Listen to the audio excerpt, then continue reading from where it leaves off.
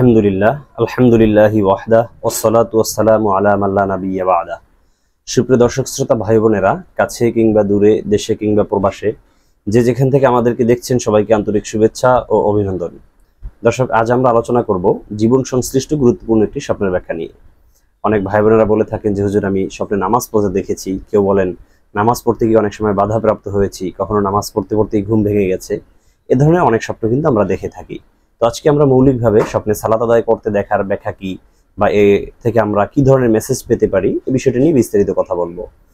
আসসালামু আলাইকুম সম্মানিত দর্শক, আজকের ভিডিওটি স্পন্সর করা হয়েছে অ্যাটাচ পয়েন্ট বিডি থেকে।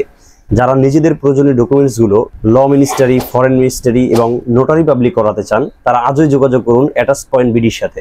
তাদের উল্লেখযোগ্য সেবাসমূহের মধ্যে রয়েছে পারিবারিক সনদ সত্যায়ন, জন্ম নিবন্ধন সত্যায়ন, নিকাহনামা বা বিবাহ সনদপত্র সত্যায়ন, একাডেমিক সনদপত্র যেমন সার্টিফিকেট, মার্কশিট, প্রত্যয়নপত্র এবং চারিত্রিক সনদ সত্যায়ন। তাদের সাথে যোগাযোগের জন্য বিস্তারিত থাকছে ডিসক্রিপশন বক্সে। দর্শক, তাফসিরুল আহলাম এবং সুলাইমানি খাবনামা গ্রন্থে উল্লেখ করা হয়েছে, স্বপ্নে যদি কেউ সালাত আদায় করতে দেখে, তাহলে এটা আল্লাহ তাআলার পক্ষ থেকে সাহায্য প্রাপ্তির লক্ষণ। অর্থাৎ যিনি স্বপ্নদ্রষ্টা আছেন, যেমন আমি স্বপ্ন দেখেছি যে আমি সালাত আদায় করছি, নামাজ পড়ছি, তাহলে এর দ্বারা বোঝা যাবে যে আল্লাহ তাআলা আমাকে সাহায্য করবেন এবং কোনো ক্ষেত্রে আমি আল্লাহ তাআলার পক্ষ থেকে নুসরত পাবো, এমনটাই বোঝা যাচ্ছে।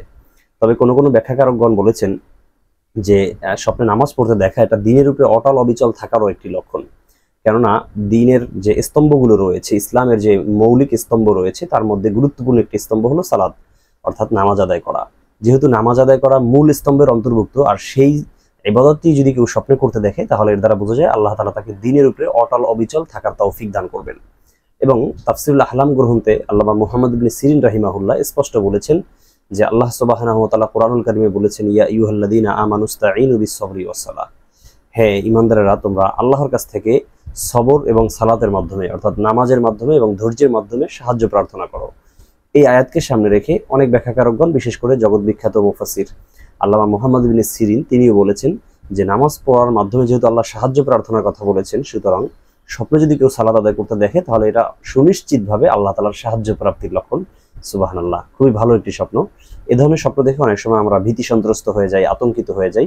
মনে রাখবেন, যে কোনো প্রকার স্বপ্ন দেখলেই কখনো আপনারা ভীতি সন্ত্রস্ত হবেন না, আতঙ্কিত হবেন না। সবগুলো স্বপ্নই কিন্তু খারাপ হয় না, আবার অনেক ভালো স্বপ্নও কিন্তু খারাপ ব্যাখ্যাও হতে পারে।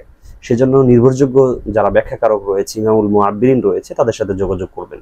কোনো ক্ষেত্রে যদি আপনাদের কোনো ব্যাখ্যা আমাদের চ্যানেলে পাওয়া না যায়, অথবা আপনাদের যে কোনো ধরনের ব্যাখ্যা মনোভূত না হয়, তাহলে অবশ্যই ডিসক্রিপশন বক্সে একটি পেজের লিঙ্ক দিয়ে দেবো, সেখানে আমাকে মেসেজ করতে পারবেন।